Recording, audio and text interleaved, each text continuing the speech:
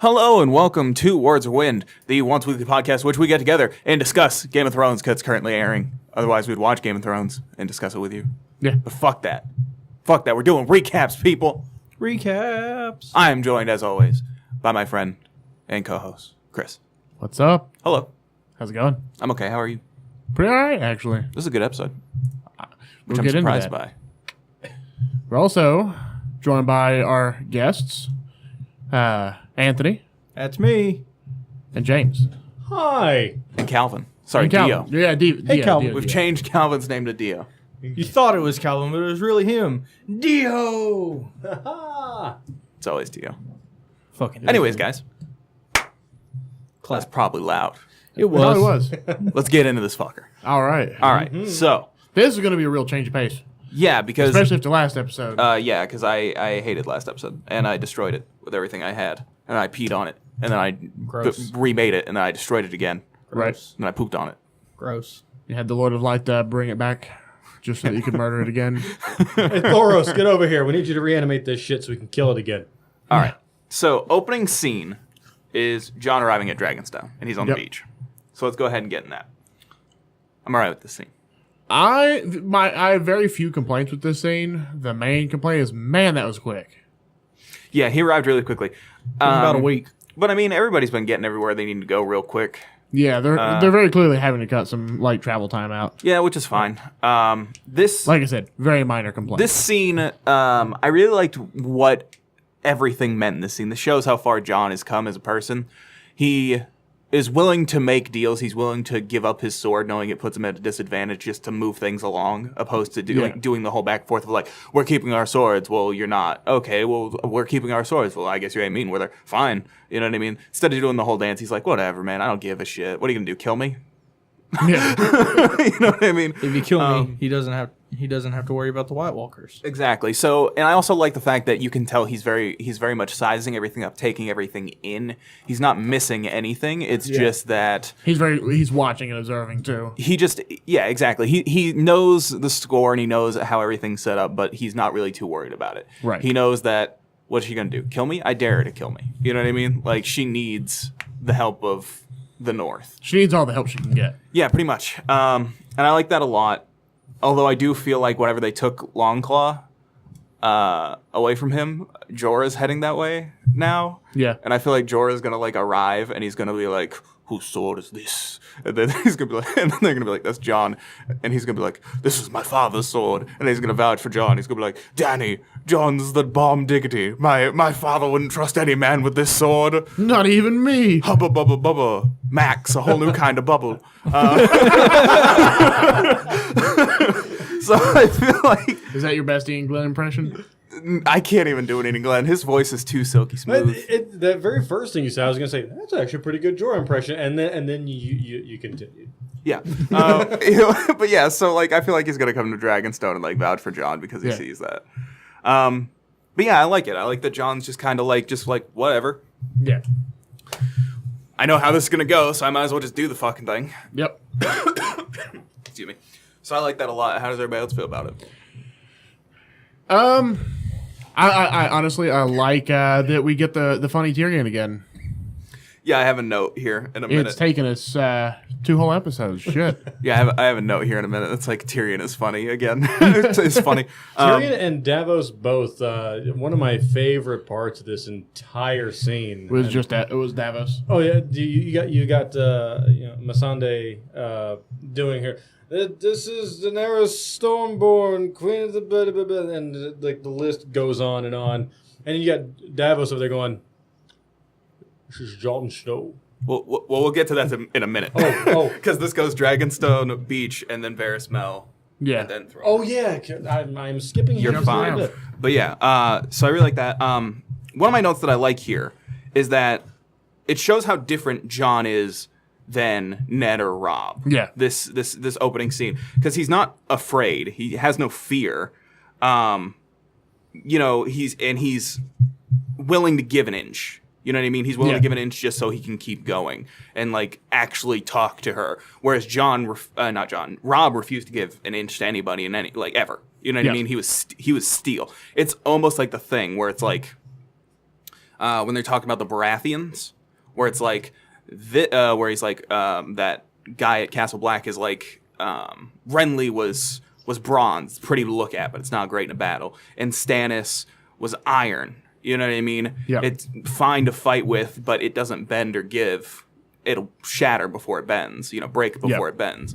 But, Robert was the true steel, And I feel like that's a good indication of, like, the comparison. Snow. Yeah, the comparison He's true between... steel. Yeah, I don't know who would be the bronze, but Rob was definitely the iron. He was Rickon. not going to give an inch. It was Rickon. It was Rickon.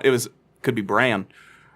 Bran's doing all sorts of magic and voodoo. Yeah, But he wouldn't win a fight because, well, it depends on who he works reasons. into. Fight me, barefisted, no champions. Fuck. You ain't got no legs, Lieutenant Put in the Bran. footwork! Bran! Hit him with the moves! You got the footwork, baby! Lieutenant Bran, you ain't got no legs. Lieutenant Bran. Oh my god. But yeah, so, Hell for that. so I just like that. I like that Jon, Yeah. is willing to do what's necessary. He's not there to basically get turned away as soon as he lands because Yeah. he doesn't want to compromise. Then they come up with the causeway. They come up the stepstones or whatever. And I like that back and forth between him and Tyrion. It kind of shows how different they are as people at this point, where they're, they have the back and forth. And he's like, tell me how blah, blah, blah, blah, blah. And he's like, only if you tell me blah, blah, blah. And then Tyrion's just like, it was a hard, bumpy, terrible road, blah, blah, blah. And then Jon just stays quiet. And I feel like that's very telling of Jon throughout this whole engagement, is that he's giving as little information as possible, because it just shows how different he is from everybody else. Everybody else is telling him all the exposition of, I was a slave, I was raped, I was blah, blah, blah. And Tyrion's like, it was so hard and blah, blah, blah, blah, blah. And Jon's just stoic because Jon doesn't give a shit to complain. He doesn't care. Complaining's not going to get him anywhere, so there's no point in fucking doing it. The past doesn't matter. You guys don't need to know about what I go through. All you need to know is I'm Jon Snow, I am now King of the North, and I'm here to barter, Yeah. Like, Here to work. Yeah, exactly. He doesn't give a shit to tell you that information. He doesn't want to talk about that information. He doesn't want to even look back at that kind of stuff. You know what I mean? He just wants to keep moving forward because that's all he can do at this point, I feel like if he stops moving forward, he's going to stop completely. Yeah. But I don't think he can get started again. He's going to keep going until he's done or dead. Yeah. Or both. Done dead. Done dead, yeah. Yeah, so I feel like it just shows that. And the only bit I didn't like of that is I was actually talking to these two outside for a second, was I didn't like the whole dragon thing where the dragon flies over. I and, felt it was unnecessary. him and Davos get down or whatever. Because if you look, because I've watched that 3 or 4 times now, the dragon's claw, hind claw or whatever, Yeah. would have steady hit Jon into the fucking ocean.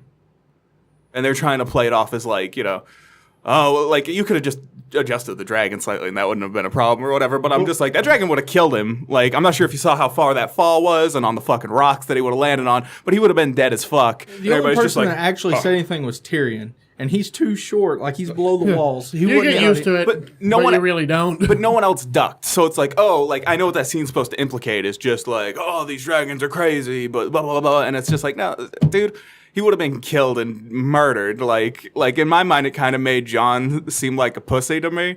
If anything, I feel like Jon should have seen the dragons and everybody should have been incredible, isn't it? And he's been I've seen other shit that's way crazier. Yeah. I've seen worse. I've seen some shit, dude. Whatever. This does not surprise me anymore. Yeah. Exactly. I've seen a literal army of people who've been murdered. Just Yeah, I've seen that. I've seen giants. I've seen direwolves. The only thing I haven't seen is ice spiders big as hounds. That's the only thing I haven't seen. and an actual Grumpkin and Snark. Yeah, I wonder if we'll ever see Grumpkins and Snarks. Probably not. From here, it's the Varys Mel scene. So, Yep. A lot of veiled threats going here.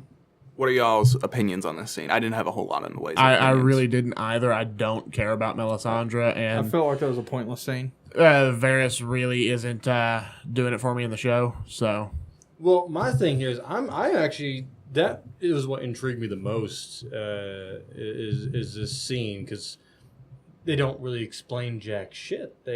You have Varys pretty much going, oh well, once you leave, you know it just you shouldn't ever come back to Westeros, and she's saying, oh, I need to come back because I need to die here, just like you do. And I'm like, what does she know exactly? What has she seen maybe in the fire that we don't know yet?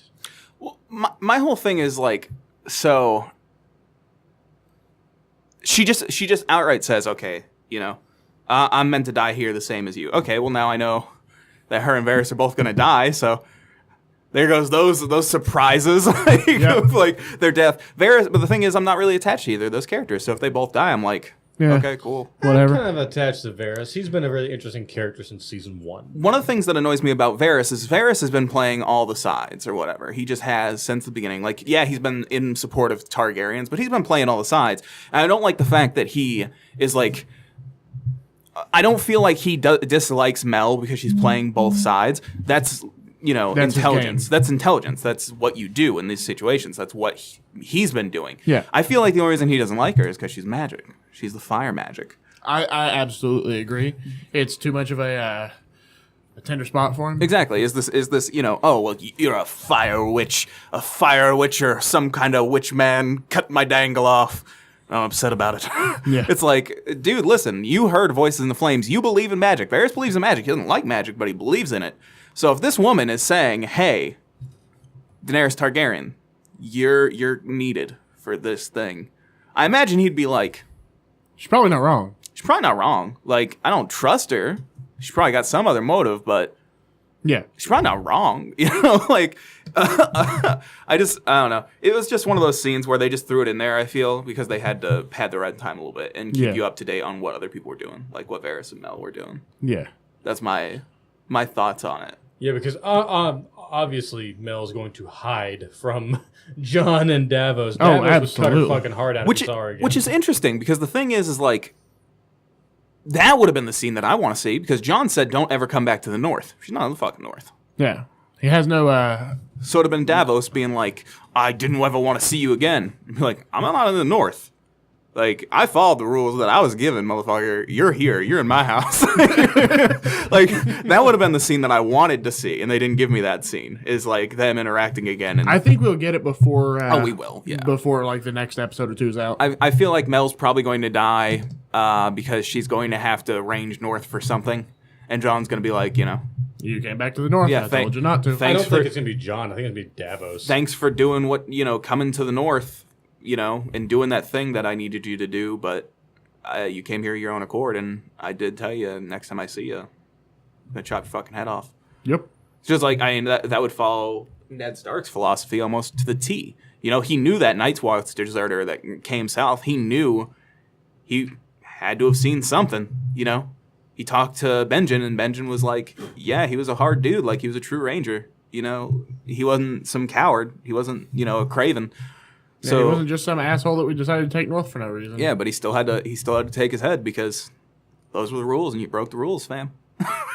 Yep. So I feel like that follows this thing to a scene. Now, let's jump to next scene, which is Dany and Jon in the throne room. Now, my thoughts on this were kind of interesting. So, that throne room was made by Targaryens, and it was specifically made to intimidate people that came into the throne room that weren't the king. And I like that Jon refuses to be scared. Oh yeah. He refuses to be intimidated. He doesn't care what this woman says. He's here for what he's here for, and that's all there is to it. He's faced worse things than Daenerys Targaryen, blah, blah, blah, blah, blah, blah, blah, blah, blah, blah, woman of many names. Yeah. Jon Snow.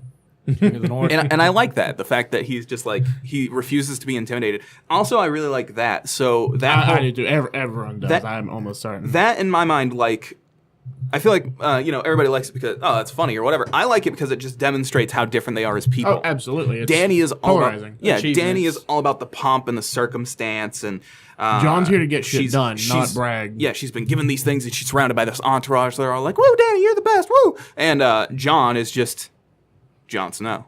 Yeah. He's not Daenerys Targaryen. I am destined by all fucking rights of fucking gods and men to be the best, or whatever. And Jon's just kind of like, I'm Jon Snow.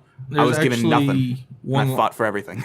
There was one line in this scene that was, I don't know, it was like kind of breaking the fourth wall in it, but when she said, Do not judge a daughter on the sins of her father, which is essentially exactly what Jon said in front of all of his people in the north. And then there's like a snarky little silence for just a second after that. Like she knew he said that or something. And I don't know if like... I feel like that was more... I feel like it's supposed to be more interpreted as Jon being like... Well, shit, I just said some shit like that. Maybe we're not so different. Me and Daenerys Targaryen ain't so different. We'll get up in that butt. Nah.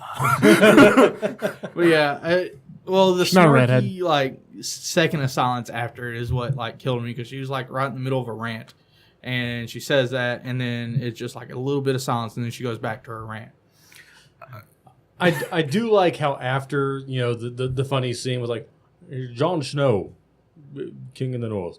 How when Davos is going on and on about...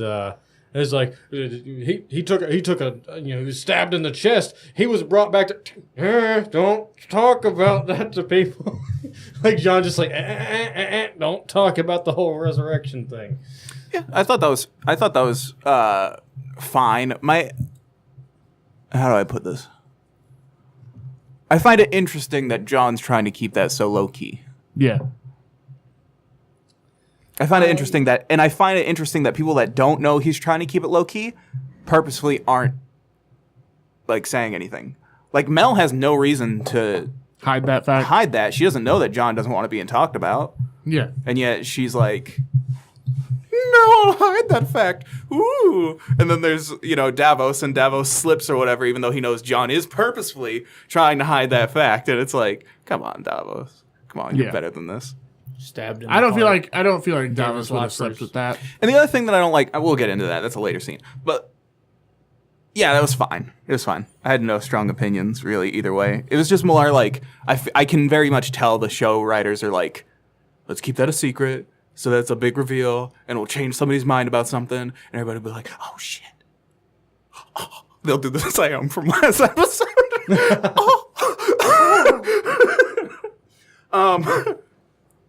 Yeah, so like that's a whole thing.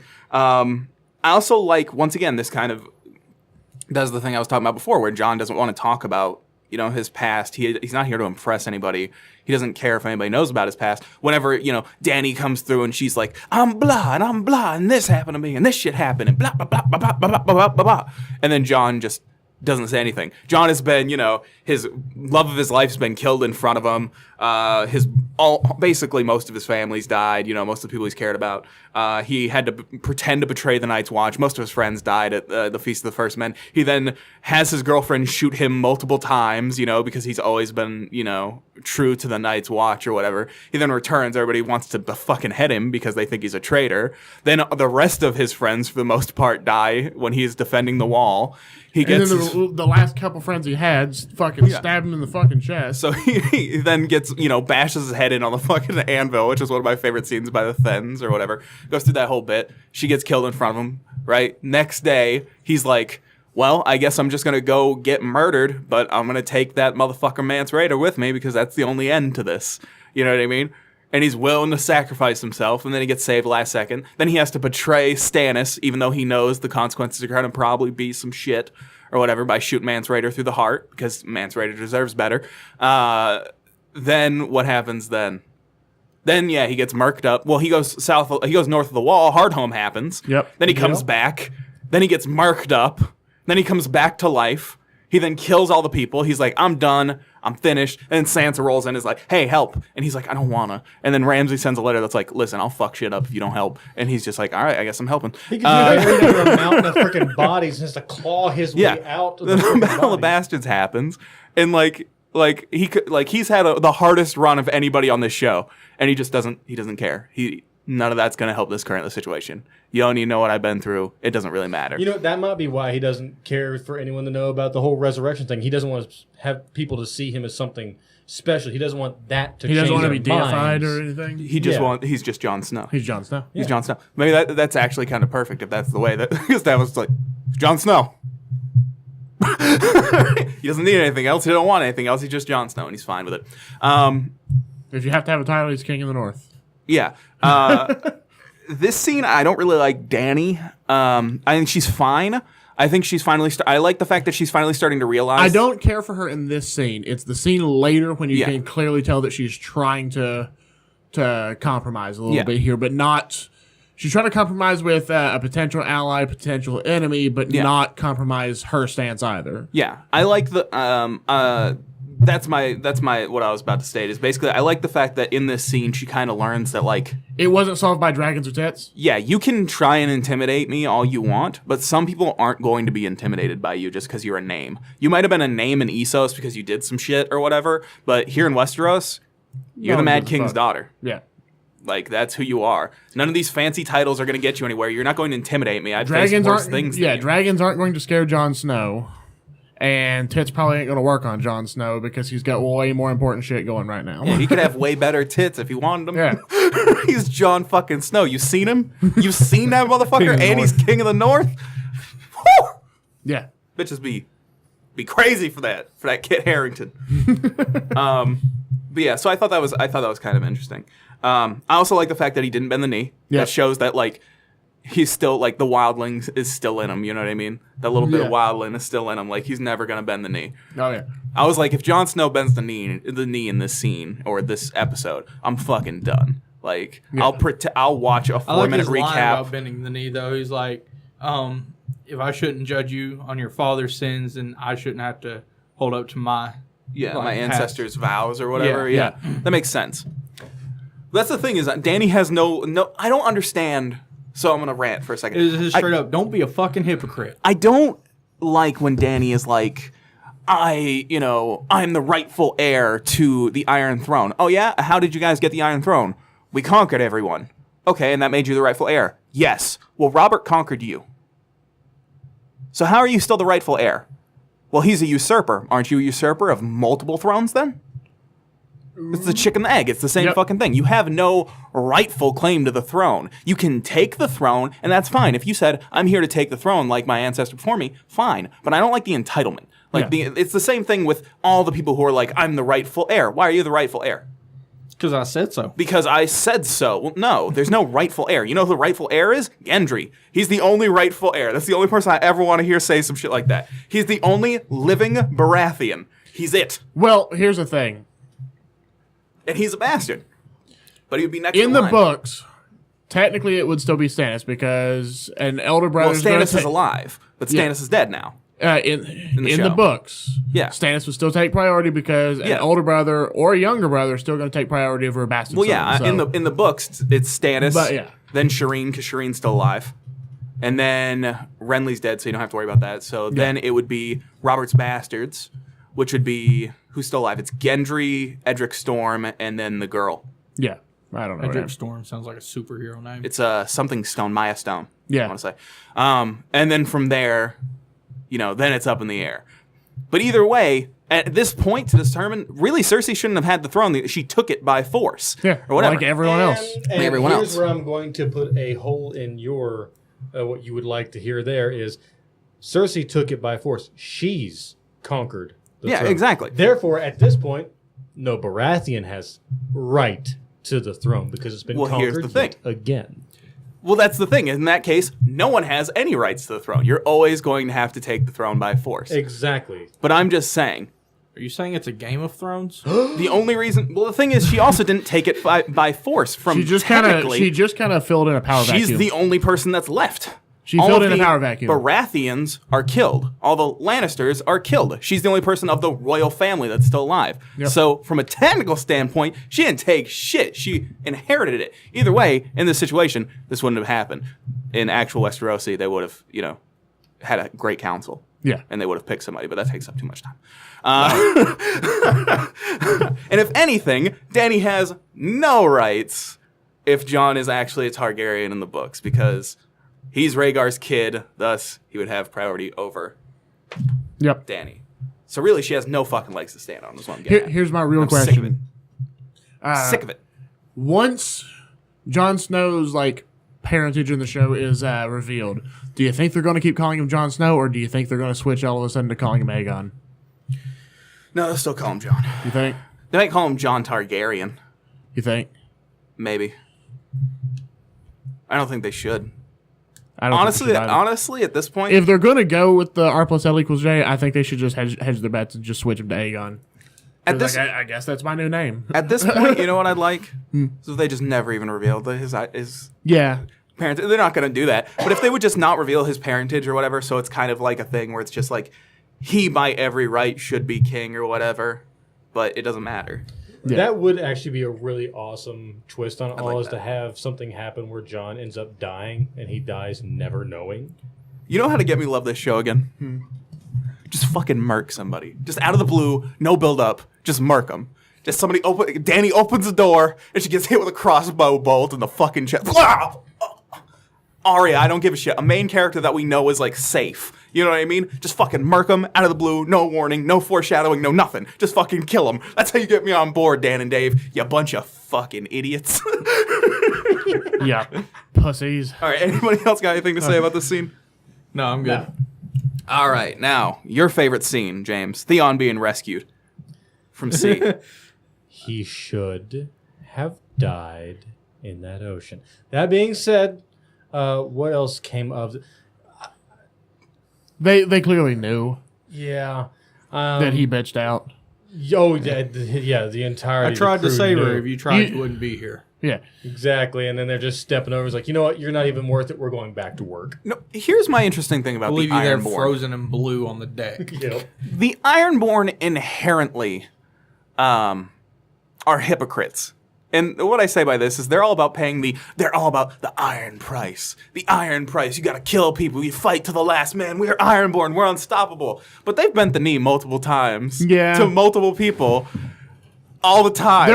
They're willing to pay the iron price. They're not willing to pay the blood price. They're willing to pay the iron price until it's like they're dying, and then they're just like, all right, bend the knee, bend the knee, bend the knee. And then but then some people are still judged for bending the knee, like, you bend to the knee, you coward. It's just like, why didn't you judge this motherfucker for bending the knee, huh? Well, he was sure to die. So was I, bitch! I'm the last Greyjoy of the Euron. If I die, we're done. Like, who's gonna take over? Fucking Boromir Cleftjaw? Like, that motherfucker is dead. Like, he would be next, I guess, but he is dead, man. Victarion isn't in this motherfucker, so, whatever. Who's fucking wrong? Who's Victarion? Don't worry about it. Read a book, bitch. Maesters are writing that motherfucker right now. But like, yeah, that scene once again was just kind of like a pointless thing where it was just like, Theon's still alive. Although I do think Theon's gonna kill Euron in the end. You think? It's who else would logically make sense to kill Euron at this point?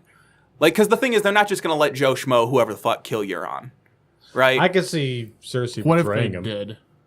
Who? What if they did? Who? Just let Anybody? That's how you get me in.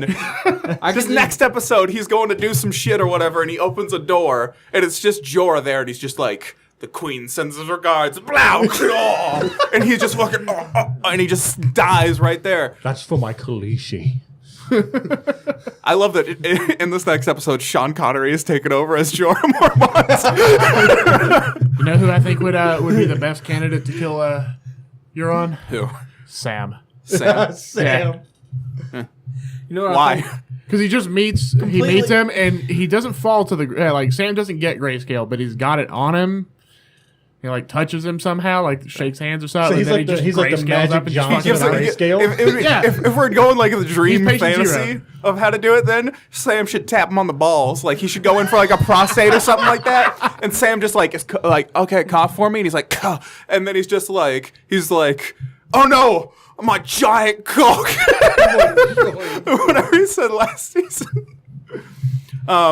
So We'll get to Euron and King's Landing. Oh, in a second, good though. God. That's the next scene. But yeah, anything else anybody wants to say about Theon? off topic of this episode, thinking Okay. about the whole fucking great library and everything. Yeah. I think they should do a George R.R. Martin cameo where he's just sitting there writing the whole story of everything that's going down. Oh God, I In the would back- both love They that. make him and a hate that. maester I would- like yeah. they did in the video games. Better than that, you know what I'd like? I'd like George R.R. Martin to just be sitting there writing a 4-page description of food. Because, like, especially in Game of Thrones, the first book, that was very prevalent.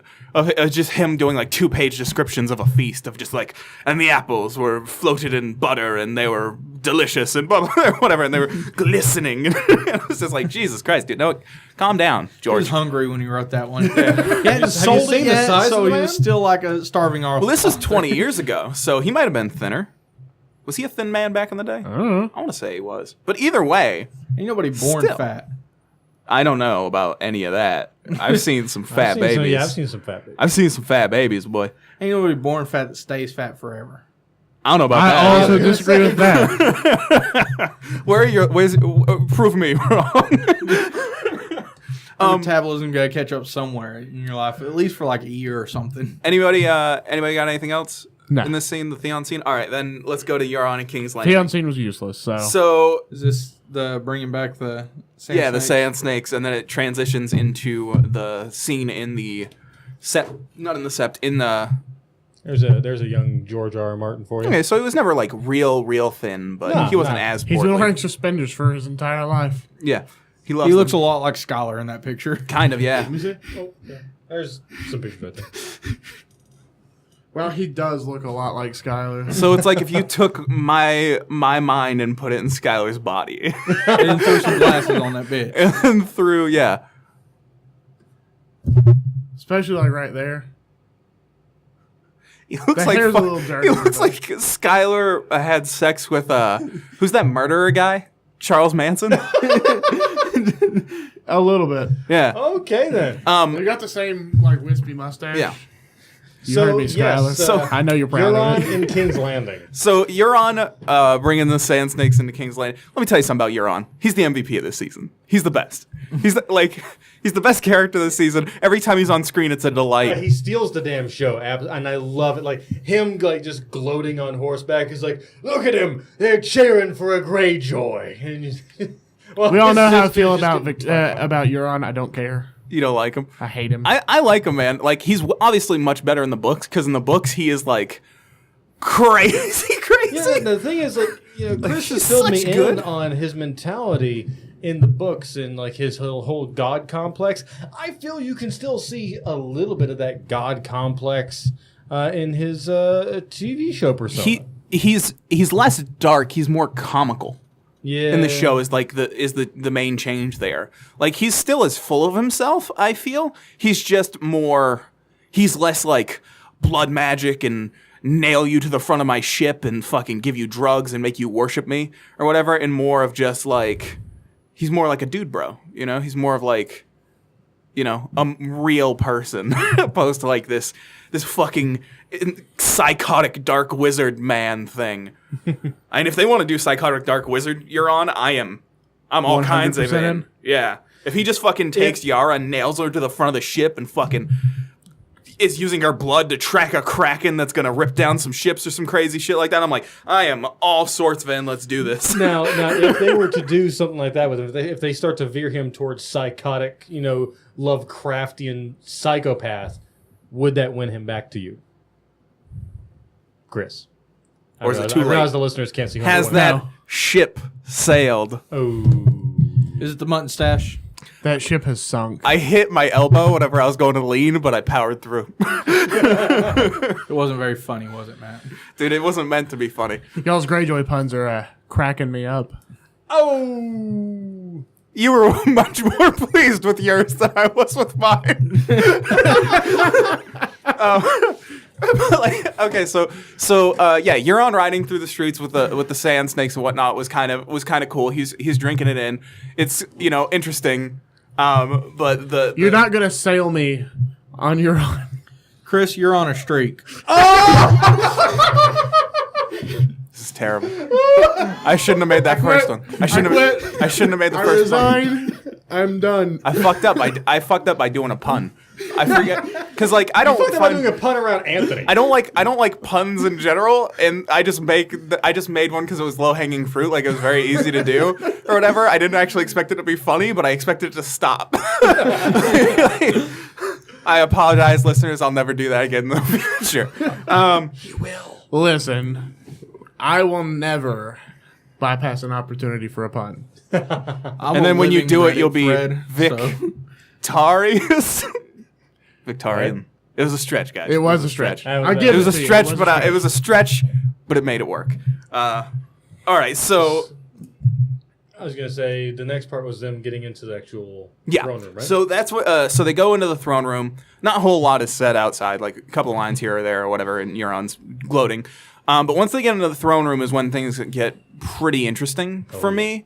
I find it interesting, like the back and forth him and Cersei have. I find it kind of interesting. I don't think Euron is gonna keep on side. The reason I say that is because Euron's not a man to be played with, and Cersei seems to think that she can play with him. We already seen like the change in temperament as soon as she said, "Have whatever your heart desires." After the war's won, and he's like all smiling and stuff. He's like, Yeah, he gets all like he's that serious face for a second. Yeah, so I think she's gonna try and play with Euron, and Euron's going to very much be like, no. I think he's already kind of started that to a certain degree by trying his damnedest to antagonize Jaime. Oh yeah. I think he's just having a good time. I like when he's just like, does she like a finger up the bum? Oh, I love that. That was a great question. Did she like a finger up the ass? Oh, you know what? No, we'll talk about this later. Yeah, we're good. Yeah, I very much enjoy Euron and Jaime's scenes back and forth. They're pretty good times. They're pretty good times. That scene in general was pretty good. It was kind of short. I like Cersei at this point. Listen, I don't like Cersei. I don't like her character, but at this point, I'm rooting for her because I'm so anti-Dany that I'm just like, give him hell, Cersei, kill him, put him in a body bag. Like, I'm just so pro Cersei at this point just because of how much I dislike Dany. So that every time Cersei's on screen, I'm just like, ooh, ooh, ooh, ooh. I'm like the fucking things in Futurama, like Rat Man and Pig Man and Rat Guy or whatever the fuck. Yeah. From the Leo's Homeworld episode, yeah. Twice in one night? What am I, some kind of Superman? From here, anybody else got anything to say about that scene? So No. From here, you have the Sand Snake scene in the dungeon. Oh yeah. That scene was fine. I didn't have a whole lot to say about the scene. It was pretty much paint by numbers. Like, that's what exactly what I expected to happen once the scene started. Didn't really surprise me. I was kind of hoping that she'd let Mr. Clegane do something. Yeah. Because, like, that was something I completely overlooked, was the idea of, like, them walking in and seeing that Gregor is still alive. Well, quote, unquote, alive. And then being like, oh, shit, what the fuck? Like, I found that kind of interesting. That's something I completely overlooked. They were definitely eyeballing him, going, how is... You could tell the wheels were turning in their head, going, how is he still... What happened? Yeah. I fully expected that to be something, like, for them to let him do some sort of torture or something like that, kind of like they did with the lady last year. Oh, yeah, the lady Septon? from the... Yeah. Do you think we'll get any more scenes of those in future episodes? Want to say I don't think no, so. but I would be pleasantly surprised if they did show like just a cut to like someone going through. They open up one door and it's, you know, whatever her first name, Sand, like Alaria. weeping over her daughter's decaying body. They close the door, they open up the next door, and there's like the mountain standing over that freaking nun chained to a table. It's like, what's going on down here? Another an interesting thing that's kind of more of a book thing is, so that scene almost does kind of reflect the Mad King killing the Starks, in the way that one of them was like, one of them is being killed, the other one's chained up, and they're trying to reach to each other. But I like the fact that it was done with poison, because poison is a woman's weapon, they always say in the series. Yeah.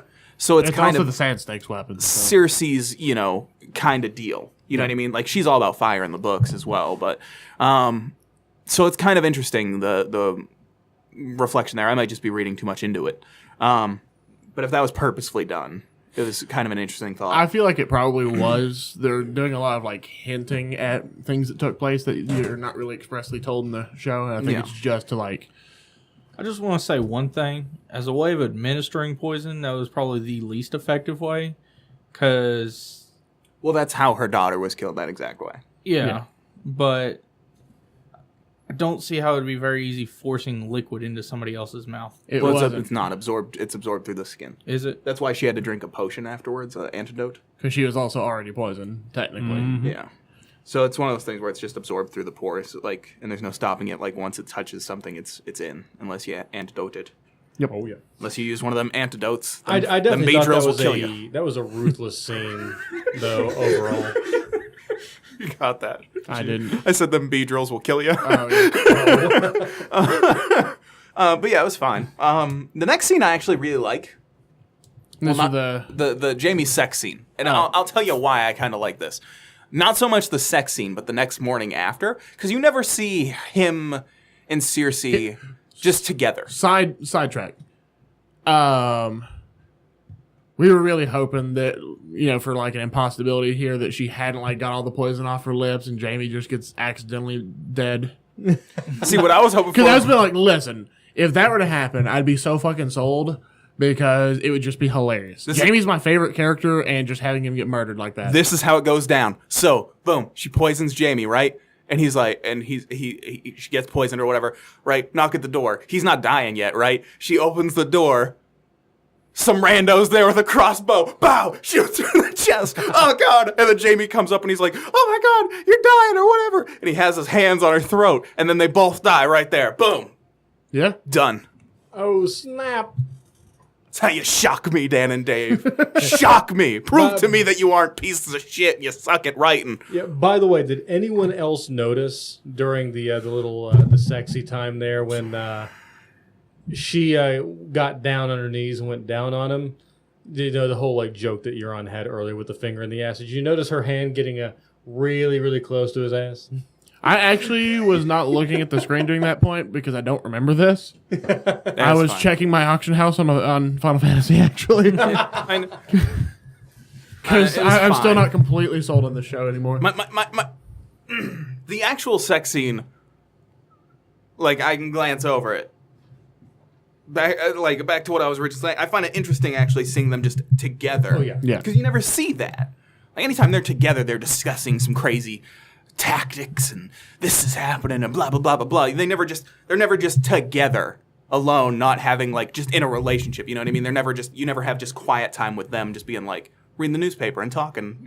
Just like Sipping a cup of tea. these eggs bennies are real good, babe.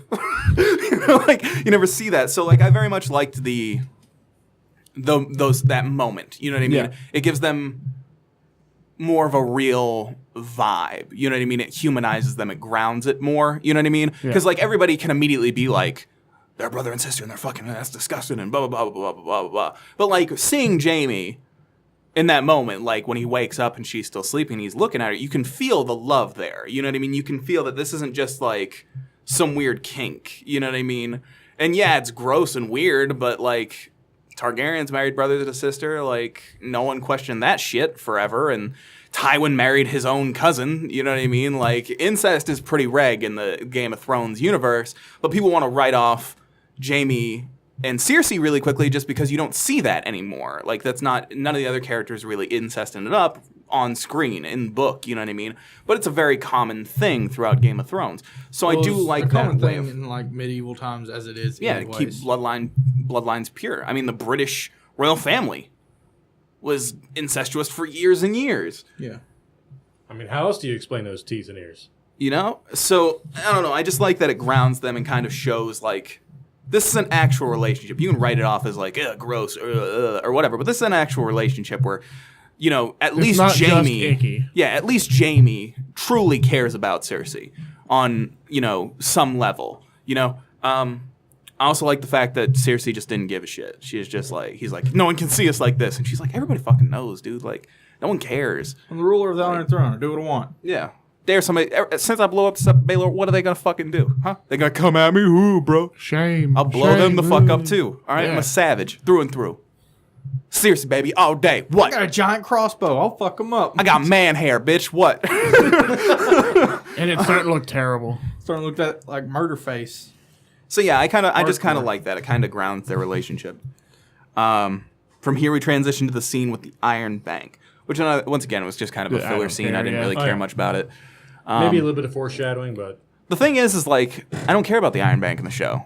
They haven't gone as deep into the show as they did in the books. They've barely touched on it in the show here and there, and it's like, what threat are they? You haven't proven to me that they're a threat. Like in the books, they are a very prevalent threat. Like whoever the Iron Bank backs is going to win, pretty much. Yeah. But like in the show, they haven't really established them as like this all powerful badass of Westerosi politics. Right. So I don't believe the for a minute in the show that Debt they matter. collectors? Yeah. Yeah, the Iron Bank. Yeah, the debt collectors. Because he just seemed like an over-the-phone debt collector to me when he showed up. He was like, "We need our money." I'm like, "I ain't got your money right now." "Oh, I'm doing this." "Oh, I mean, I'll get if your money they in a were little while." in the books, if that scene would have happened in the books, the Iron Throne would have been like, "All right, fuck you," and they would have funded Daenerys, and Daenerys would have taken the Iron Throne in a month. Yeah. Like, like it would have been done. Like it wouldn't even like he would have just been like, "All right, fine," and they would have hired every cell sword mercenary group in Essos, and Dany would have had 4 million, soldiers at her back, and all the food and money she could ever want, all the ships, all the weaponry, and Cersei would have been like, "Fuck." Yeah, there wouldn't even be a battle. They would just hire so fucking many people that they just line them all up outside of King's Landing, and they'd all be just like, shit. They would have just brought all the food in Westeros, and they would have just brought it outside of King's Landing and been like, "Hey, you charge the castle and kill that bitch. You guys can eat." And the peasants would have been like, "This is a good idea." Yeah. I mean, peasants have killed dragons before, so why can't we kill this bitch? It's free if you kill Cersei. Let's kill her. They're Bitch is obvi- dead. They're just saying. obviously very impressionable in that city, anyways. Yeah, peasants killed the 3 dragons same time. Yeah. 3 dragons. They can take Cersei if they're motivated. But once again, like they just haven't set it up, so I just don't care about that plot thread. They've done that. That's a lot of the characters at this point. Like all the Ironborn shit, I didn't care about. Sand Snakes, don't care about. Like I have no interest in any of these people. You haven't spent enough time with them for me to give a shit. Yeah. Next scene is Tyrion and Jon overlooking Dragonstone. Tyrion is finally funny. Yeah. Boom. And then I wrote, easiest money Peter Dinklage has ever made is this season. He's getting paid like over $1 million an episode. And he said like maybe 20 lines. three episodes. This was his most active Easiest 3 million. episode, and he still hasn't said a whole lot. Easy $3 million. Yeah. Show First episode especially. Hey, Where he didn't Dink. have a single line. Yeah. Hey, Dink. Don't shave $1 million. All right, I got you. you want $7 million? Yes, I do. How do I make $7 million? Just show up and like read like 4 lines each episode. I got you. Except for the first one. You just have to be quiet and look cool. First one, you don't gotta say shit. All right, fuck, man. This is the best job I ever had. This is dope. Yeah. Other motherfuckers having to act their ass off. He's just like, whatever. Once again, this is kind of like a nothing scene. Yeah. It's treading the same ground that we saw in the previous Jon Snow scenes. I feel, just kind of reinforcing it, and shows the only thing that does show is that Tyrion's, he's trying to find the best outcome with everybody. You know what I mean? He's Yeah. playing. He's He's trying playing to the be game. a mediator in the situation, which is what he's there for. He's being Tyrion. Exactly. Then you have the Tyrion, Dany scene of them talking about giving him the dragon glass. Now this is the scene where they talk about the Jon getting stabbed in the heart thing. Now this I have feelings about because like it was very much just put in there to be like, we're gonna bring this up later. Ooh. Yeah. You know what I mean? Like I find it strange that they're at this point they're willing to buy at least Tyrion, is like he writes it off. He's like, let them have their flight of fancy. Northerners, they're so dumb. Ha! But he's willing to buy White Walkers at this point. He's willing to buy, he's seen dragons. Like, he's willing to buy a lot of shit now, but he's not willing to buy Jon Snow got stabbed in the heart and was healed somehow. I don't think that's it. You I think it's him downplaying it for Daenerys. Because that's what it seemed like to me, was that he was, like, she's genuinely, like, curious about it. He's trying to downplay it for Jon, on Jon's behalf. Yeah, it didn't come across like it could be that. Like, Because it's very possible. clearly but- it seems to me that he realized that Jon didn't really want to talk about it Yeah. when Davos started to bring it up. And now that Dany's bringing it up, he's like, well, it's probably just some bullshit thing. Right. See, the way I took it was very much that, like, they don't believe that he was murdered. And maybe that is possible that he doesn't believe it solely because Jon Snow didn't say it. Davos said something. The reason I don't feel that that's how it was because it felt like Tyrion delivered it like it's some Northern Flight of Fancy thing, just like way too like nonchalantly and dismissively, almost like with no actual like conviction behind his words. It just felt like it was just an empty statement. Yeah. So me and you were just interpreting it different because I think like so, I said, I don't know. I find that very odd. And then what else do we have on this thing here? Tyrion had a line in there that I really liked when he was like, a wise man once said blah, blah, blah, blah, blah, blah. And she goes, who's that wise man? And he's like, I can't remember. Yeah. I wrote She goes- Tyrion is funny again. In my notes. Are you quoting yourself as a wise man? No, I would never do that to you. Yeah. Because he's done that before. Oh, he Yeah, does a that lot. a lot. Yeah. Um, That's kind of his shtick. Next scene is the Jon and Dany thing where they talk about the dragon glass outside. This scene I actually liked. I like the fact that Dany's finally willing to compromise. I mean, it doesn't cost her anything to compromise in this situation, which is one of the things I do like that Tyrion explained. It's just like, just fucking do it. It doesn't cost you anything. You didn't even know the fucking dragon glass was here. Like, it doesn't And matter. it doesn't help you in any way. Like, Yeah. What are you going to do? Use dragon glass swords to go fight Cersei? Who gives a fuck? So I like the Just fact let him fucking have it. I like the fact that she's trying to compromise because that's not something you see her do. Ever. I was watching an interesting. There is no compromise with Dany usually. Yeah. I was watching an interesting video the other day that was talking about like her inability to adapt and compromise, and how that's one of the that's literally the most important thing of being a leader is willing Yeah. to adapt and compromise and find middle ground and blah blah blah. And she just doesn't do that. She's never done that in every situation. They go through all the hard situations, all the hard choices she has, and she's never about compromising. So to actually see her compromise, it does kind of feel out of character at this exact moment because yes, she's had her fleet busted up, but she is still super OP at this moment. Yeah. It feels more to me like she's starting to open up to the Yeah. idea, but mostly because of Tyrion. Pacing wise, I would have the only complaint I would have is that I would have preferred it at the very end. Yeah.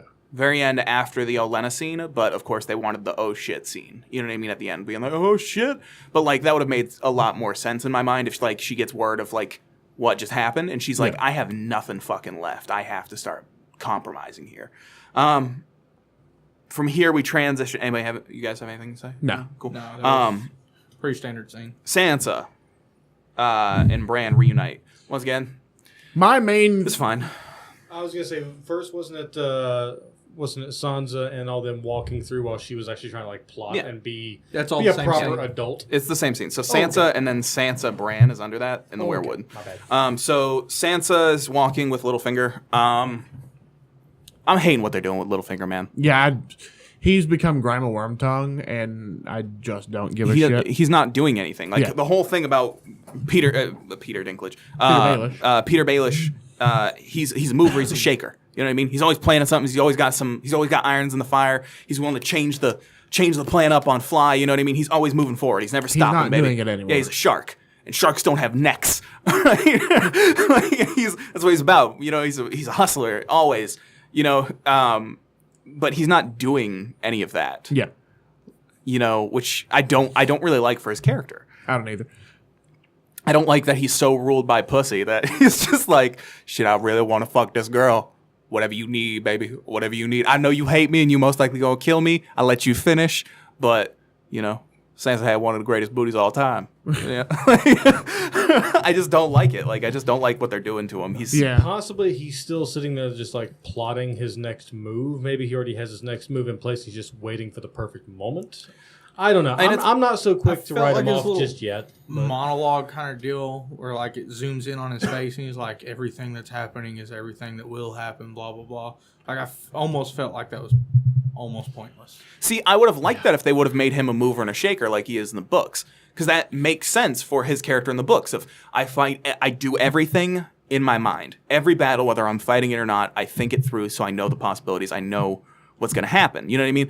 Because Peter has a thing in the books that they don't really touch on the show, which is he can have a 4-second conversation with you, like legitimately a 4-second conversation, and he's somehow able to predict everything about you as a person. He's able to predict how you're going to react to everything. He's able to predict what you want in life and how you plan to get it. Yeah. He's almost supernatural in that way in the books. Like, he just is so good at figuring people out and figuring out what their move is, how they'll react to things.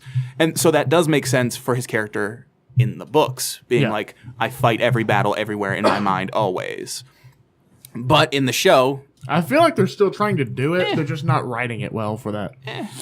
because It feels like he's Like his just little getting monologue downplayed. just sounded like shit happens, figure it out as you go. like if you remember back in like the earlier seasons, the whole like Chaos's ladder thing, it's the same kind of thing. It's just like him monologuing or whatever. But back then he was moving and shaking, so it had impact of like Chaos's ladder and some cling to the ladder. But like that whole thing was Now dope. he's literally doing nothing but kind of talking shit, not actually doing anything Yeah, anymore. it's like, bro, you have at this point the most powerful army in Westeros, the most powerful and well-rested army in Westeros. Because Dorne just got fuckered up. The Tyrells are wore out from so many wars. The Lannisters are wore out from so many wars. Dany's losing shit left, right, front, and center. The North is in disarray. The Riverland is in disarray. Riverlands are in fucked the all Vale ain't disarray. been fucking with nobody. And then They have the most Ironborn are impregnable split. fortress on the continent. Yeah, and the Vale came through, and they fought one battle. It was a fucking slaughter. They lost almost nothing. You know what I'm saying? And like, so they're the most well-rested army in all of It Westeros. was an afternoon stroll for them with some stabbing. Like, if they wanted to, they could probably conquer 4 of the 5 kingdoms right now. Easy. Yeah. Just walk on in. Just be like, hey, we're taking over the North, and everybody would be like, well, we don't like that, but we can't do shit. We can't really stop you at this point. Then go to the Riverlands. Hey, we're taking the Riverlands. We can't stop you. Go to the Stormlands, which are completely done. Just be like, there's not even anybody here. Like, everybody's dead. You know? And then the Tyrells are fuckered. The Dornish are fuckered. He can just walk all in there. The only problems he's going to have is Dany and King's Landing. And even them, you know, once you take care of the dragons, you're pretty good. Like, just wait it out. Let them fight to the death and then just stroll on through and just be like, what up, fam? We rolling on them. Like, And if that doesn't work, just retreat back to the Vale, sit in your impregnable fortress, and just fucking deal with it. exactly. So on the Sansa scene, before she even sees Bran, another thing I liked is how like she is thinking logically as to how she's leading the North, as opposed to like Jon is just like, we're gonna build an army. It's gonna be a fucking army.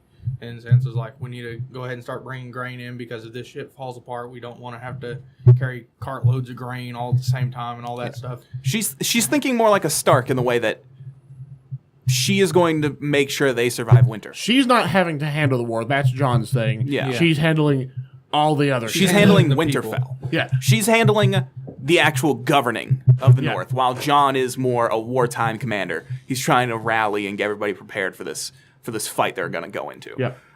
So I did kind of like that. I thought it was pretty interesting. Can I say I hate that they had a great opportunity to introduce Gendry and didn't? Oh, with the forging at Winterfell or whatever. Yeah. Where the fuck is he? We know he's coming back. We know just for don't a know fact. how. We just don't know how, and it's pissing me off because he's going north of the wall. Spoilers. He's going north of the wall. We know. In the trailers, is motherfucker with a warhammer. We know it's him. It has to be. There's no one else that will fucking use a warhammer. All right. Gendry is going north of the wall. He's gonna fucking die, most like. It's gonna piss me off if they bring him back in episode 6 and then he dies in episode 7. I will fucking find Dan and Dave, and I will punch them in their dicks, and then I will chop their dicks off, throw them in fire, and use dark magic to bring Gendry back. All right. I'm just saying. But yeah, so then Bran strolls up in there, and Sansa's all like, "Oh my God, it's Bran! Hugs!" Can I just say, I had a problem with this. I was like, dude, your arms aren't broken. They're not crippled. Hug your fucking sister. Right. You just Well, this is something we're about to go into because Oh, yeah. James has opinions and I have opinions. So, whose opinions do we want to get through first? Because I can I have go quite first. a bit to That's say, and I'm sure you have quite a bit to say. Yeah, I can go first if you want. So, my problem is, okay, so he knows all the knowledge or whatever, and he's a wise, he's the wise man now, and he knows everything, and blah, blah, blah, blah, blah. But the thing that I find interesting is that from every interaction we see with Bloodraven, so the old three-eyed raven or whatever, he still seemed to, have personality and shit. Like, he wasn't some empty void of a man. Now, mind you, he didn't have to learn as much as quickly, I guess, and he's older. he just kind of worked it out over Seen time. more shit, but like, still, like, Bran is pretty blank canvas. He's become medieval Stephen Hawking. Yeah, kind of. So like he's I know very everything. very blank, and it's like, okay, whatever, but I don't know. It just feels just something's off about it. Like, I would prefer him to show a little bit of emotion, in some way, because it's like I get, like, if you see everything that ever has happened or ever was to happen, you'd probably get desensitized. But I would just like him to be more like... He's starting to look a little goblin-y again. Yeah. I would like Did you to see that He may nose? still be in yeah. shock, though. I would... Well, that's my argument right now. But, like, I would really like to see him more, like, heartbroken. You know what I mean? Because it's one of those things where it's like, if you see everything that's ever happened or ever will happen, you should be... You know, you can take that two directions. You can do this emotionalist thing or whatever, or you can make him super passionate about everything. You know what I mean? He's like, I've seen the darkest dregs of humanity or whatever, and that hurts my soul, and, like, it... You know, makes me, you know, fills me with pain and ache, but I've also seen the best hope of humanity. I've seen all the good that people have done in the world, and that fills me with hope for humanity. You know what I mean? Kind of like that all-powerful God mentality thing, where it's just like you can either do, you know, the God from Futurama, where he's a fucking computer or whatever, or you can do like, you know, I don't know, I'm trying to think of a God that's compassionate. Jeebus. Jeebus. But yeah, so like I feel like those are really the only two options that you can go for, and I would have went the other way, but it's whatever. Yeah, because I mean, to me personally, I can see perfectly well why he seems quite emotionless, and yeah, he's seen everything, including how his father died, how his mother died. Right there, he says it, you know, quite out in the open. He knows exactly what happened to Sansa. You know, he's seen the white wedding dress, which means obviously he saw what Ramsay did to her. He's definitely in shock. He's got this, you know, traumatic experience going on. And while, yes, the old three-eyed raven had personality, also, how many, you know, hundreds of years had he been there at that point? Doing exactly 100. Exactly. Okay, So exactly. 100. So 100. he's had a long time to decompress Depends on which continuity what you're he talking about. has seen. It's been about 100 because you figure Egg Yeah. Egg you're was right. a little kid roughly Yeah, whenever he you're got right. sent to the Night's Watch. So Yeah.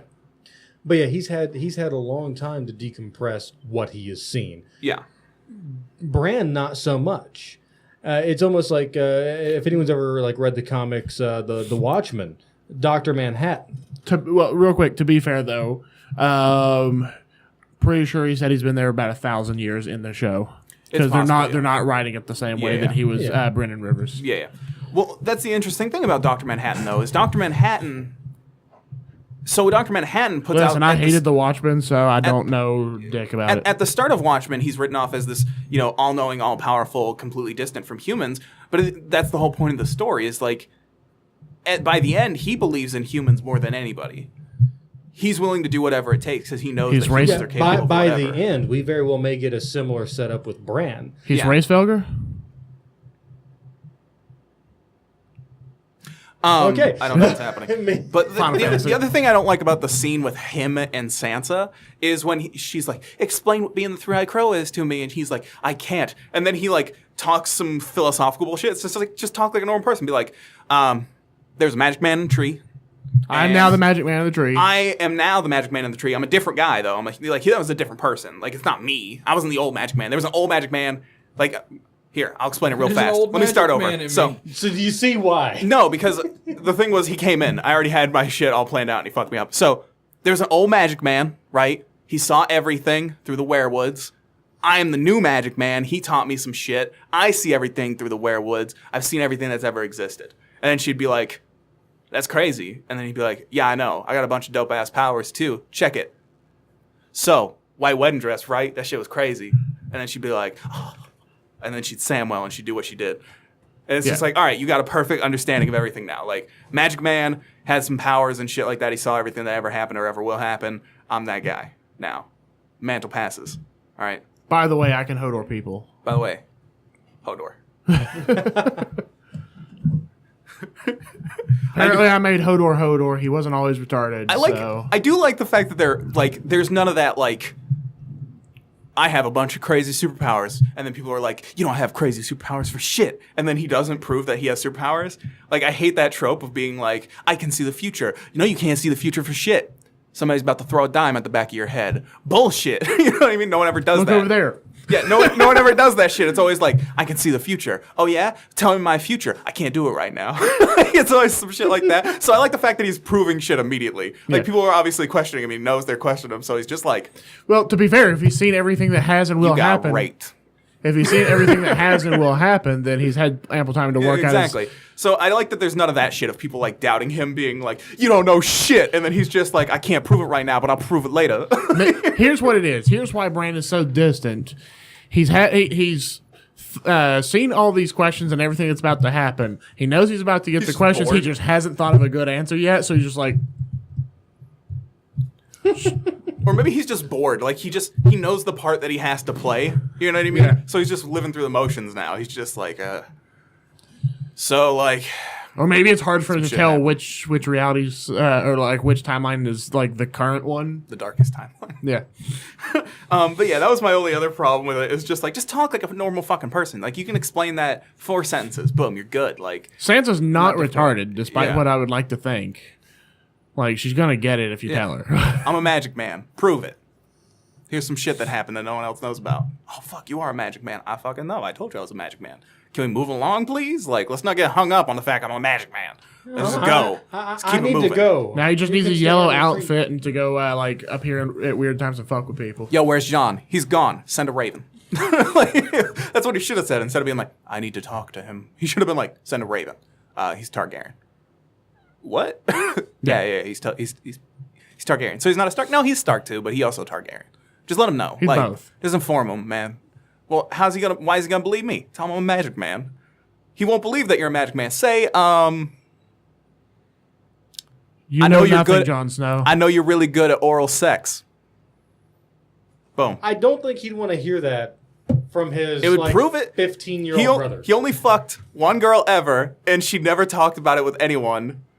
You only know from that one scene where she's like, "I like that thing that you did with your tongue." So that would be the most low key way of just being like, "I like that thing you do with your tongue, Jon Snow," and then he'd be like, "Oh shit," like he did with Tyrion's letter, where he's like, "Oh shit." I'm just imagining in my head like Jon Snow getting Here's a the thing. raven down there, and he's unfurls and he's like, it's a letter from Bran. Let me read the letter. I like that thing you do with your. What the fuck, Bran? That's what I No, was let's start with. Imagine you get Hey, a letter no, from your brother my- saying that he likes the thing you did with your tongue. No, the letter has to start like this. This is how you write it. Just be like, "Hey, yo, John. This is Bran. This is Bran. Just letting you know, I'm a magic man. I can see everything that ever was or ever will be. By the way, you're a Targaryen.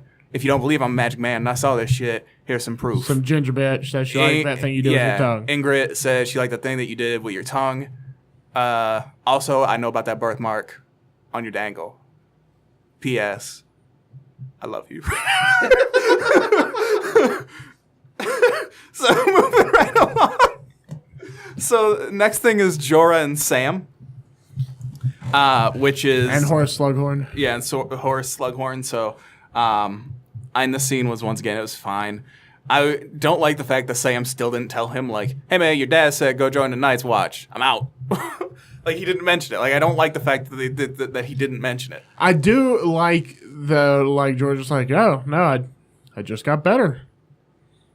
What makes you think you just got better? I don't know. The climate. How did you just get better? Climate. He's the ultimate no snitch. He's the ultimate non-snitcher. Like he should have been in the hood at that point. He should have been like, "I don't talk to the goddamn police. Fuck out here. I look like a snitch to you, motherfucker."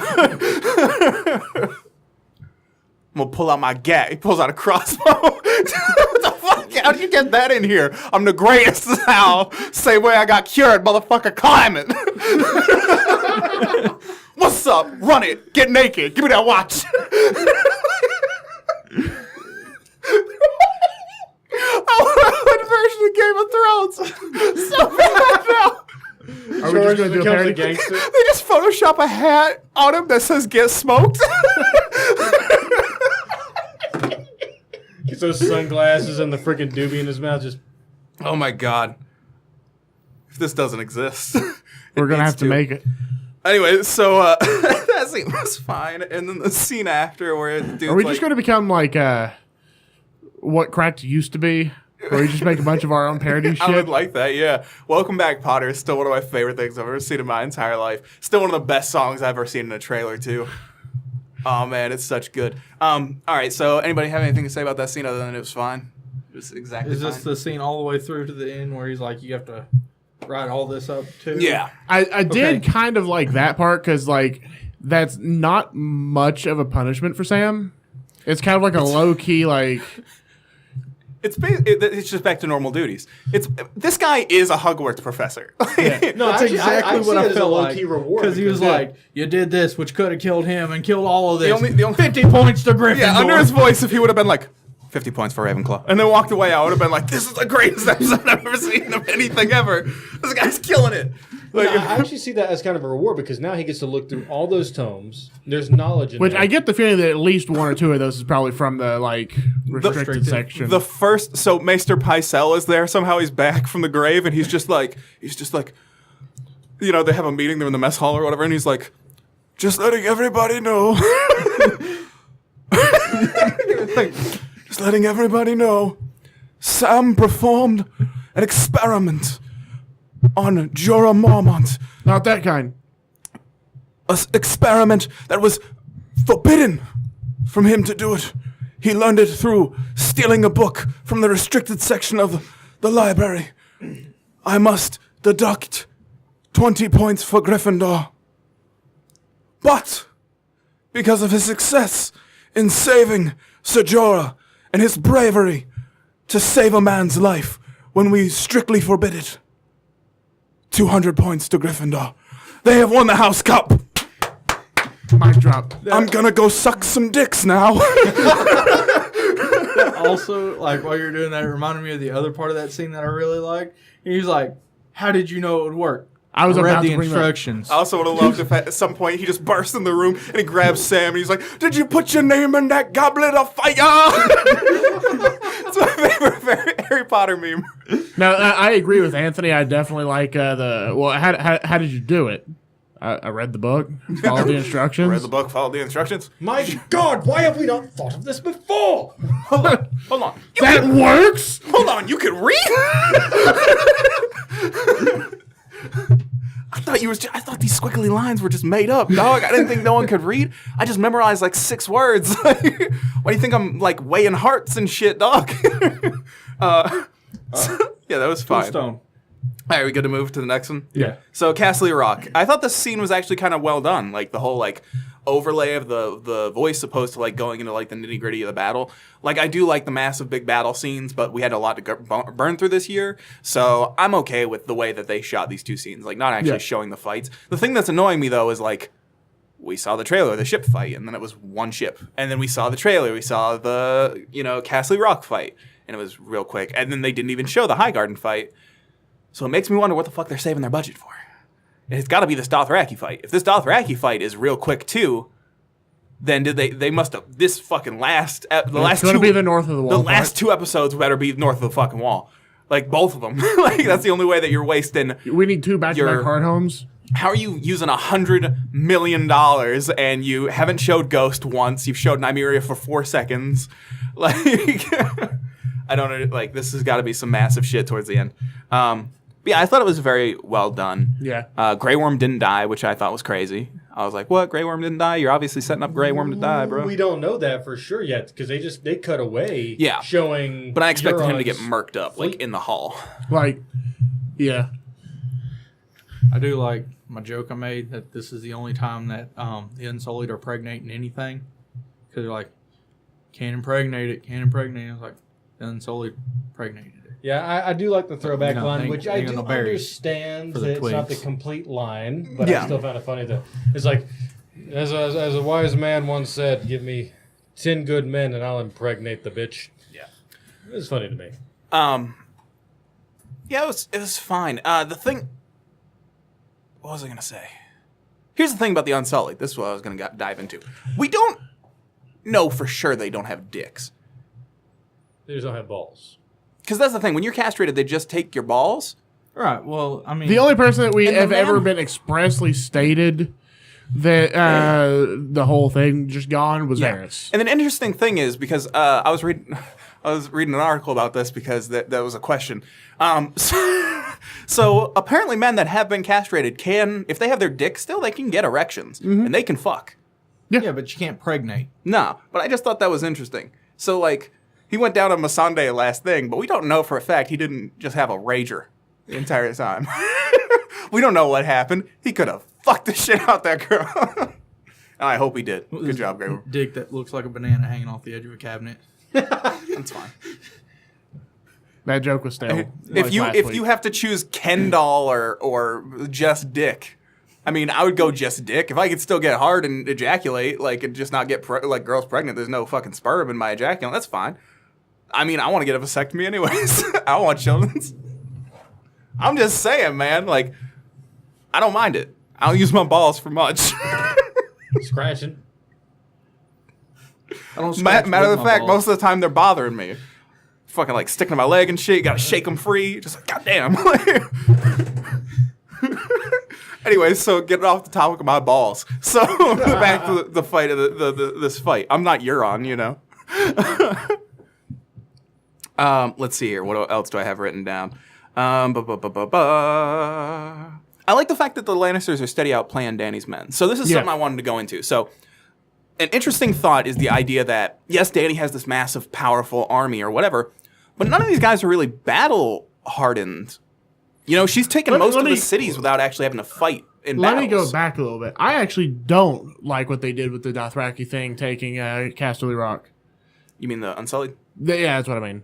The Unsullied, because the Unsullied have never were never supposed to have been like assault troops. Yeah, like they were that. supposed to be like Spartans. Hold the line. Fucking hold the line. Nobody's breaking that fucking line. Yeah. Ever. You have an entire Even the Dothraki Dothraki Khalasar failed. fucking Yeah. like crashing against their fucking shields and spears. And they held the line. To the point that they can't break through. So like the next day, like the fucking Khals come through, fucking cut off the braids and just drop them at the feet Yeah. of the fucking Unsullied. Yeah. Like More the way I mean is, I like the fact the Lannisters are outmaneuvering them because you have... All right, so since Dany got the Unsullied, they slaughtered a bunch of unarmed people in Meereen. Not in Meereen, in the city they originally acquired. Astapor. Then the next city, they killed a champion and got, there. Meereen, they armed the slaves and had the slaves fight their way out. Well, that wasn't even an Unsullied. That was Dario that did that in the show. Because in the books, it was Strong Bellas. No, it was Grey Worm. In the show, the shot in the dungeon with Grey Worm goes down, and he's like, he drops the blades at the ground, and he's just like, I remember very vividly. I'm thinking the season before that. Where are you talking about the fight of the champions? Yeah, that was Dario. So, like, and then what else we got? What other fight scenes? I don't know. It was so much better in the book. You had the uprising with the Sons of the Brazen Harpy, Beast. but that's just like an Harpy. assault by normal folk. Like, those guys aren't trained; they just are coming at you. Like, that's more of a street fight. There might be occasional you're ones fighting, that are petty commoners and shit like that. Like, so really, these guys have never done war. They've never actually gone to war. They've not fought in battles, and they're in a land that they don't know. Like, it's all new to them. You know what I'm saying? Yeah. And the only really battle-tested guys that Dany had, she left. She left the Second Sons. Those are the guys that were warring. Yep. You have the Dornish, who haven't fought in a war since Robert's Rebellion, and they only sent token force. Yep. Because, the princess was there. Then you have... Who else do you have? Some of the Tyrells. And that's it. Now, the Tyrells have fought in a couple of wars, but a couple of Tyrell soldiers... I mean, Randall Tarley is most of the Tyrells' force, and he switched sides. So Yep. you have the Lannisters, who have fought in Robert's Rebellion. Then they fought the Greyjoys, and then they fought the War of the Five Kings, or whatever. They've been steady fighting wars nonstop, more or less. Like, they've had a couple breaks here and there, but they're battle-hardened, they're battle-tested. Yep. So it makes sense that they're outmaneuvering and outflanking and out-killing these guys, left, right, front, and center, and I like that Right. a lot. I also like the fact that they, end of last season, one of the biggest complaints I had was Dany was way too OP. And now they're finally starting to bust her down into, like, okay, this is kind of a fair fight now. I just feel it was a poor use of the Unsullied, honestly. Yeah. Also, when you think of the fact that, when it comes down to the command structure, no one in Dany's command structure has ever really been to war. Tyrion has the defense of Blackwater Bay, and that's it. Then you have Missandei, who's a translator, Grey Worm, who, once again, has never fought in a war. Jorah would be the only person that fought in an actual war, and he's gone. Yep. She has no real people to advise her. You know what I mean? Yara, even when Yara was still around, not captured. She'd honestly, not fought in a she'd war. be better. She'd be better off listening to one of the Blood Riders. Yeah. Just because Probably. at least they're They're experienced. battle tested. Yeah, exactly. So like I very much I think what they should have like- done is just fucking use the Unsullied and like set up a hard fucking defense line around King's Landing. Use the Dothraki, set them around there as well to just fucking lay waste to anybody that tries to come up and break the siege line basically, and just fucking hold. Also, the thing that I like is that And then blockade from the other side with Oliver. one thing that you might not like is the fact Euron's getting a fucking round, isn't he? He's moving. He's going for it, fam. Yep. I very much like their To be fair, though. he does bounce around awful quick in the books too. Yeah. Like, There's actually theories about stupid dark quick. magic. Yeah. There. But yeah, so I just like that. I liked their tactical move of like Letting Danny lose. the gold mines are dry. We cleared out the water. There's no food there. We have all the soldiers and shit. Like this means nothing. Like, Yeah. yes, it means something that you took our home, but you're not going to hold it for very long. We destroyed your ships. Your small token force is abandoned there with no food, and you don't have any gold to take from us. So, yeah, we might lose a little bit of face because you captured our home, but we can take it back Yeah. any point we want. We don't need it. It's not a tactical Exactly. strong point any longer. Yeah, so it's just like, yeah, you took And it. this just goes to So, show yeah. that Jamie's like superior tactical Mind. mind over anyone else like counseling Danny. Yeah, and I like that because I feel like Jamie is probably one of my favorite characters on the show now. Yeah. God damn it. Jamie has been my favorite character probably for a while now, one of my favorites. Since season 2. Yeah, the scene in the bathhouse. Because he's just the best character. He has the best Yeah. character arc. He's portrayed very well by Nikolai, and yeah, he's just good, man. He's a very pretty man. I have a hard time hating him. It is difficult. Although I do have to. Well, first off, are we into the Highgarden? Tyrell segment? Just about. Just about. So, anybody else have anything else to say about? No. No? Then let's go. So as we get in the Highgarden segment, just to keep on talking about Jamie here, one thing though, I have to agree with Olenna. I feel that he's too far gone. He's too complacent with what Cersei's been doing. Well, she never said he's too far gone. She said she's too far gone and that he can't pull her back anymore. Was the exact line. But yeah, I feel like that's fair. Continue. But yeah, like I feel that if Jamie hasn't stepped up against Cersei yet, given all that she has done, what the fuck has to be done by her to get him to finally wake the hell up? Maybe the sudden realization that I'm sure he realized for certain that Tyrion didn't kill Joffrey, but now that he fully well knows that it was in fact Olenna, I don't know. I'm trying to think of a way what would cause Jamie at this point to finally turn against Cersei, and I'm not seeing one. The thing in my mind, the only Jamie fully knows how much of a monster Cersei's coming. He doesn't care because he cares about Cersei more than anything else in this world. That's the only thing that matters is Cersei. Now, the only person that I think that can compete with his love for Cersei is his love for Tyrion. If put in a situation where she's being a psychopathic, crazy person and she tries to kill Tyrion, I'm not so certain that Jamie would pick Cersei at this point. That's very true. And the thing, Especially now that he has 100% confirmation that, Tyrion was wrongfully set up for murdering Joffrey. yeah, so that's an interesting change from the books to the show is that whenever they last see each other in the show, they leave on good terms, but in the books, whenever they last see each other, Tyrion's mad at Jamie, and he says that he killed Joffrey, and then leaves. Yeah. You know what I mean? Or go murks up his dad and Shay. But so that's the difference between the show and the books, which I find kind of interesting. But yeah,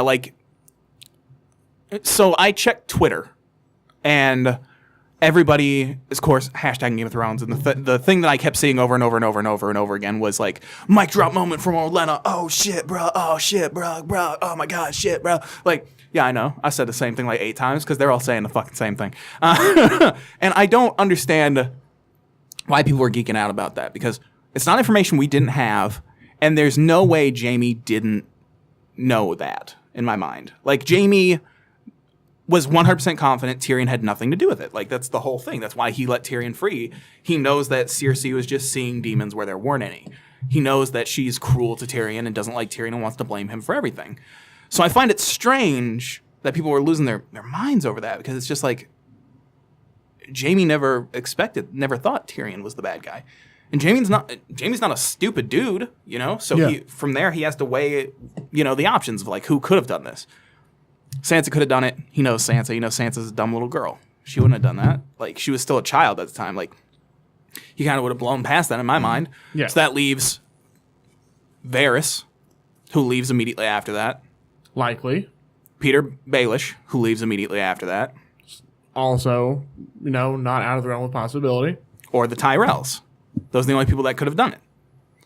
So in my mind, he has to at least have been suspicious that it was Olenna. Maybe at the bare minimum. Assassin at that point, because, you know, Oberyn was just killed, and obviously Miss Sand was upset.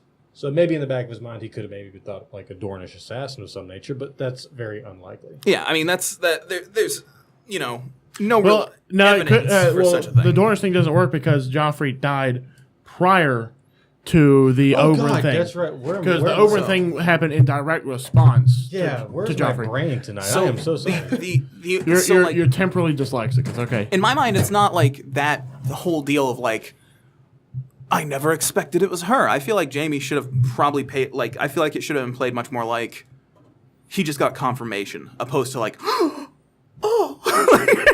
up. I don't know if you can actually hear that noise, by the way. I haven't checked to see if you can hear me going. I feel like Olenna, though, was trying to goad Jaime into actually killing her at the end there. Maybe. I also like the fact that we now have confirmation that he has Widow's Wail on him. Yeah. I like that for 100% fact. I'm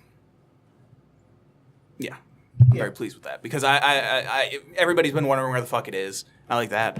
It would have been kind of poetic for him to kill the last Tyrell using a sword called Widow's Wail. You know, it would have been kind of interesting, but I also would have expected that immediately. I would have been like, boo! You guys suck! So as someone who also can be sometimes very retarded, as was just seen by me for some reason thinking Oberyn's death came before, Joffrey's death. So Eddard's greatsword, Ice, melted down, made into two swords. One is currently with Brienne, and the other one is on Jaime. Widow's Wail. Okay, wanted to make sure I was following that. Yep, so right now, we know of Longclaw, which now is in Dany's possession, because she took it away from Jon. Yep. Then we have Oathkeeper. We have Widow's Wail. We have... Heartsbane. Is that the dagger? No, Heartsbane is the Tarly. The dagger doesn't actually have a name, but everybody calls it the Cat's Paw, because the guy that used it was called the Cat's Paw. Yep. I think that's about it. That's all the ones we know of, right? There are... Like 20 books, that are we know more. legitimately mentioned in the books. 20 total. And that's including like some one-off ones that are mentioned with like some of the Greyjoys and miscellaneous bullshit. Yeah, there's one that's like Orphan Maker. Yeah. And like there's several. Then there's of course the Targaryen one, Targaryen 2. Blackfire and Dark Sister. Then you have Bright Roar, which is the Lannister one that was lost. Then you know that there's dozens of more swords, and then there's thousands of daggers. Do you think and then we know there's an Iraq? Do you think Gerion Lannister is ever going to be important in the books? Gerion? Tyrion's uncle. Kevin? No. The other uncle. Oh, no. The one that sailed for Valyria to find Bright Roar? No. I don't think so.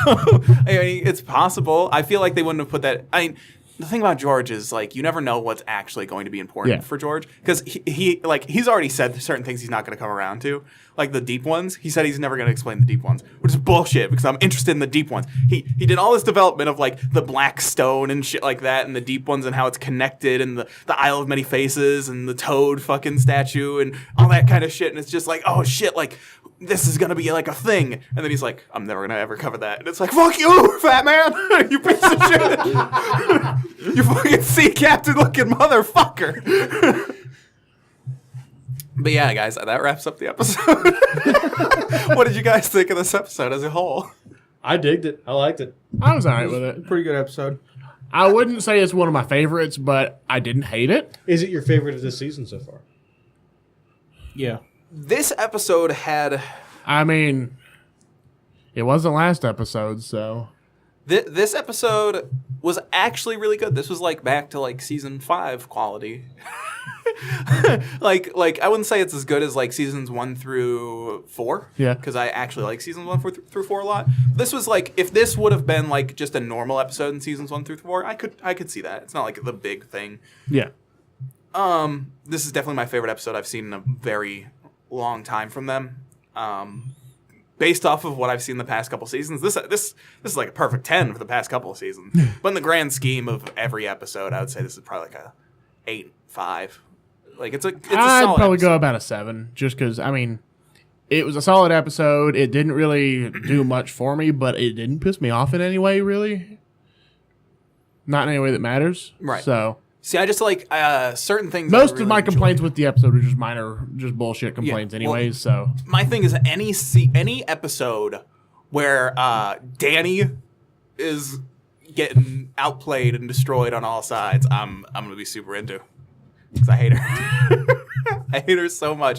And then John, like, she had no control this episode. yeah, Is one of the things I like. John refused to bend to her will, and then she's lost so much of her power now. yeah, You know what I mean? Because John doesn't give a fuck she's got dragons.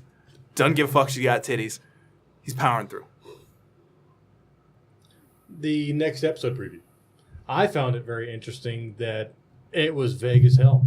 They didn't really go into much of anything, show off anything. it was like So, 8 except seconds long. So things that I did notice. So it clearly looks like for some reason the Lannisters are assaulting the gold transfer. Like it very much insinuates between like Cersei and the Bravos merchant that they're going to supply Cersei with gold. And for some reason it looks like the Lannisters are assaulting that gold transport, which is kind of strange. It could be that they're just going and they're making sure it's secure. And that's possible, and that could be when the Dothraki ambush them in an open field, because Randall Danny Tarley's... gets all the money. The thing about it is, like, from the scenes that we've seen, it looks like there's going to be a battle between the Lannisters and the Dothraki in an open field. Randall Tarley and Jaime Lannister, neither of them are stupid enough to do that. Yeah, There's no one stupid enough in the Seven Kingdoms to do that. It's widely known you will never meet a Dothraki in open field because they will fuck you to death. So I'm thinking maybe Dany finally gets her head out of her ass and starts actually playing the game. yeah, You know, doing the battle. So it's possible they just go to make sure the thing isn't going to get fucked with. We see the cat's paw for a brief moment. Can't really tell who's holding it. It does look like a man's hands from my point of view. It's very large, like larger hands than I would expect Arya to have. We do know Arya is eventually going to get the cat's paw, though. So maybe it's Peter, Mr. Baelish. What else did I notice? There's a shot of Peter Baelish where he's just looking at the camera and he's just like, you can't see that, viewers, but he's just like looking at the camera and he's just making this face like, and I find that's was kind of interesting. I was like, and it looks dark, so I'm thinking he might be back in the Winterfell crypts. I'm thinking Bran might be like, you tried to kill me, and then he's just like, no, or maybe he tries to murk up Bran because Bran knows what he's done or something. I don't know, but yeah. So I'm interested to see how that plays out because Bran does know that Baelish trying to murk him up. Like, he knows that shit. So I find that kind of interesting. Well, he's got Sansa convinced that he has magic tree man powers, so he can just be like, he tried to kill me. Other thing is we see Pod get knocked to the ground or whatever, and we see Brienne swinging a sword like she's swinging it at somebody to hurt them. So that could be a thing. I don't know. Littlefinger's definitely fucking dead this season. I don't like it. Because they're never gonna dive into his plan. They're never gonna fucking give him the credit he should get. He's the most. I don't think they important know character. his plan, so that's why they're not bothering. He's the most important character in Game of Thrones, but fuck all. If I, get any sort of satisfaction, Not until wins nope. And then maybe Song. or Dream. but yeah, like I said, though, with that entire preview, it's all so vague. We have no idea which direction it's going to go. And I like that because that means next week we go into it completely blind and going, how is this going to turn out? And then Arya's going to come back to Winterfell. We know that. We saw that. It's like 8 seconds of action, dragon. Oh, or it's over. Yep. I don't know. I think most of my predictions are accurate as a whole. Yeah. Now, here's something that I very quickly want to touch on. So the spoilers. The leak spoilers. Like, we won't go into, like, shit in the future, but they've been literally 100% accurate. Yeah. There's, like, to the point where they're not even changing dialogue No. at all. So that's incredible to me. That is incredible. Like, that's astonishing. How long ago was that? Like 9 months ago? At least. Almost a year. That's fucking insane. That is bonanners. All right? That's insane to me. Oh, man, this is going to be the worst season, too, because of it. I've read those things, and they're terrible. Terrible. So bad. It is 300% fan service. It's zero good. Here's the thing. They don't actually have writers for Game of Thrones at HBO. Reddit writes it. Yeah. They just holler at Reddit and the fan communities, and they're just like, hey, guys, what would you like to see in this next season of Game of Thrones? And they're like, I want to see Euron talking about finger of butts. They're just like, you got it, friend. They're just like, what? That doesn't even fit his character from the books. Fuck it. Throw it in. Click aim ball. Get hype. Woo. They clearly haven't read the book since, like, Feast. They read. They quit reading at Feast. Yeah. They just were like, we'll just make up the rest.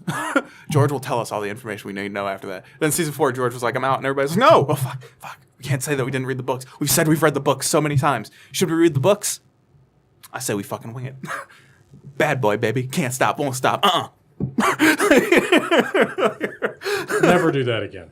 I'll do that. I do that all the time, and I'll never stop. Can't stop, won't stop. Boom, in your face. All right, guys, I think that about wraps it up. Yeah. I do want to thank you for listening. We are part of the Loud Table Podcast Network.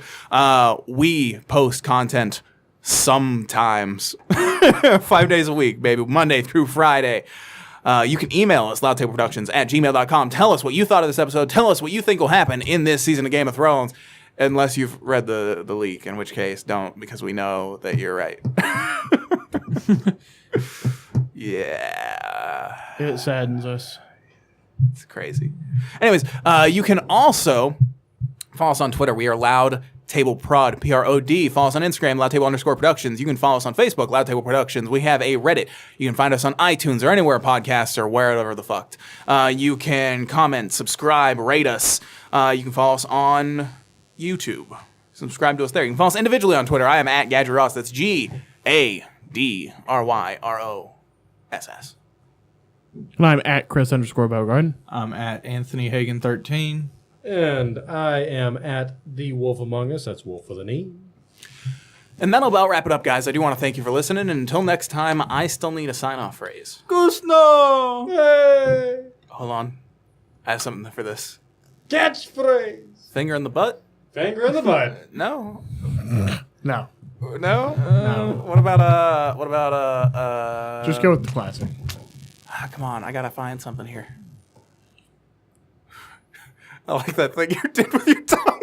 No, fuck it, it's over. Gus, no! We're so money.